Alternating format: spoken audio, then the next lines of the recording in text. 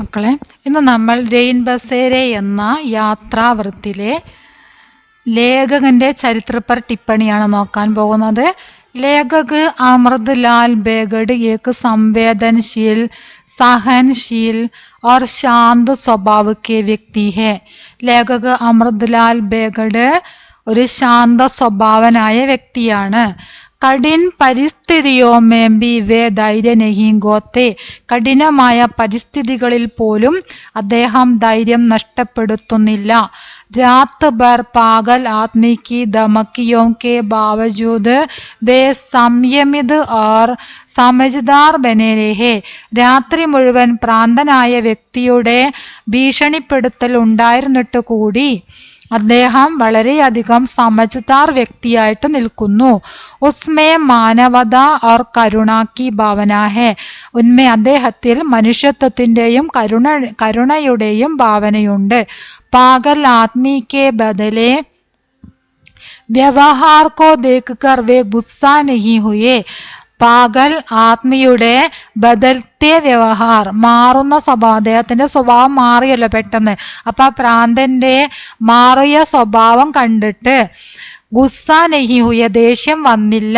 ബൽക്കി, മറിച്ച് ഉസ്കെ സംസ്കാരവും കോ പഹ്ചാൻകർ, അദ്ദേഹത്തിന്റെ സംസ്കാരം തിരിച്ചറിഞ്ഞ് ഉസേ സമ്മാൻ ദിയ, അദ്ദേഹത്തിനെ ബഹുമാനിച്ചു. ലേഖക് ശിക്ഷക് ഹോനെ പർ ഗർവ് കർത്തേ ഹെ, ലേഖകൻ ഒരു അധ്യാപകനായതിൽ അഭിമാനിക്കുന്നു. और दूसरों के अच्छे गुणों के तुरंत समझ लेते हैं, അഭിമാനിക്കുകയും മറ്റുള്ളവരുടെ നല്ല ഗുണങ്ങൾ പെട്ടെന്ന് തന്നെ മനസ്സിലാക്കുകയും ചെയ്യുന്നു.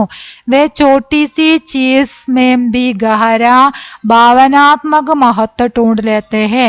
അദ്ദേഹം ചെറിയ ഒരു വസ്തുവിൽ പോലും, അതായത് 20 പൈസയുടെ നാണയം അദ്ദേഹത്തിന് നൽകിയിരുന്നു. അതുപോലെ ഒരു ചെറിയ വസ്തുവിൽ പോലും ഗഹരാ ഭാവാത്മക മഹത്വ ढूंढ लेते हैं, ആഴമേറിയ ഭാവാത്മകമായിട്ടുള്ള മഹത്വം അന്വേഷിക്കുന്നു.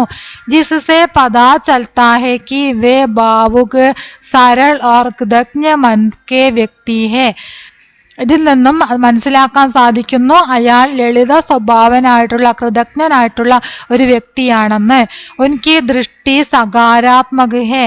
कठिन अनुभव को भी वे सम्मान और सीख में बदल लेते हैं. കഠിനമായിട്ടുള്ള അനുഭവങ്ങളെ പോലും അദ്ദേഹം സമ്മാൻ और सीख में बदलते हैं, ആദരവോടുകൂടി മാറ്റിയെടുക്കുന്നു. इस प्रकार लेखक एक धैर्यवान, विनम्र, संवेदनशील और संस्कारी व्यक्ति के रूप में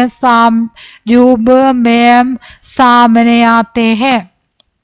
ഇപ്രകാരം ലേഖകൻ ഒരു ധൈര്യശാലിയും വിനീത സ്വഭാവമുള്ളവനും സംവേദനശീലോർ സംസ്കാരിയുമായിട്ടുള്ള വ്യക്തിയുടെ രൂപത്തിൽ നമുക്ക് മുന്നിൽ വരുന്നു. അതാണ് ലേഖകന്റെ ചരിത്രപർ टिप्पणी.